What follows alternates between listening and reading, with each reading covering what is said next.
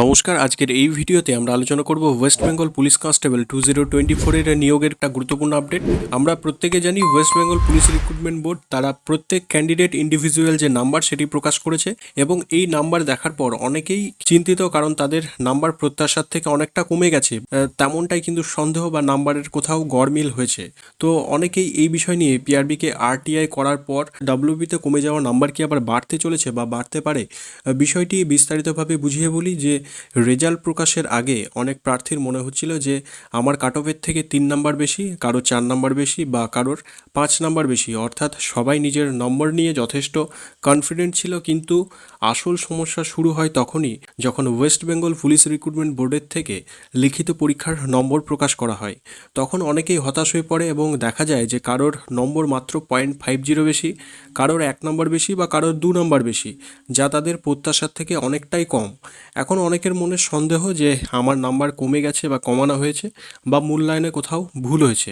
অনেকেই নিশ্চিত যে তাদের নাম্বার ঠিকভাবে দেওয়া হয়নি, এমনটাও কিন্তু অনেকের ধারণা। এই পরিস্থিতিতে এমন এক ক্যান্ডিডেটের যার আরটিআই কপি তোমরা প্রত্যেকে দেখতে পাচ্ছ, যে আরটিআই এর মাধ্যমে নিজের ওএমআর অ্যান্সার শিট দেখার আবেদন করে এবং আবেদন করা হয়েছিল মার্চ মাসের 16 তারিখ, যা পিআরবিতে রিসিভ হয় 19 তারিখ মার্চ মাসের।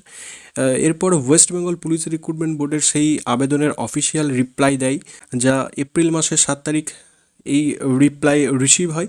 পিআরবি জানায় যে তারা জানিয়েছে প্রার্থী চাইলে নিজের ওএমআর অ্যান্সার শিট নিজে এসে দেখতে পারবে, সেজন্য তাকে ডাকা হয়েছে আগামী মে মাসের 8 তারিখ দুপুর 1:30 যে পিআরবি তাদের রিক্রুটমেন্ট প্রসেস স্পষ্টভাবে বলছে প্রার্থী চাইলে নিজের ওএমআর অ্যান্সার শিট নিজে এসে দেখতে পারবে। অর্থাৎ পিআরবি তাদের রিক্রুটমেন্ট প্রসেস নিয়ে সম্পূর্ণ কনফিডেন্ট। অর্থাৎ পিআরবি সরাসরি বলতে চাইছে যে আমরা আমাদের কাজ সঠিকভাবে করেছি, তাই তোমরা চাইলে নিজের খাতায় এসে দেখে যাচাই করে নিতে পারো।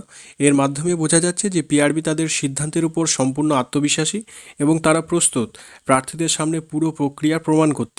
এখন আসল সত্যি জানা যাবে সেদিনই, যেদিন ওএমআর শিট দেখার পরই সমস্ত বিষয় পরিষ্কার হবে। একটা বাস্তব বিষয় যে অনেক সময় পরীক্ষা হলে ভুল করে বাবল ভরাট, ভুল প্রশ্ন মার্ক করে আসা এবং ওএমআর সঠিকভাবে ফিল না করা, এই ছোট ছোট ভুলের কারণেও কিন্তু নম্বর কমে যায় বা কমে যাওয়ার কারণ হতে পারে।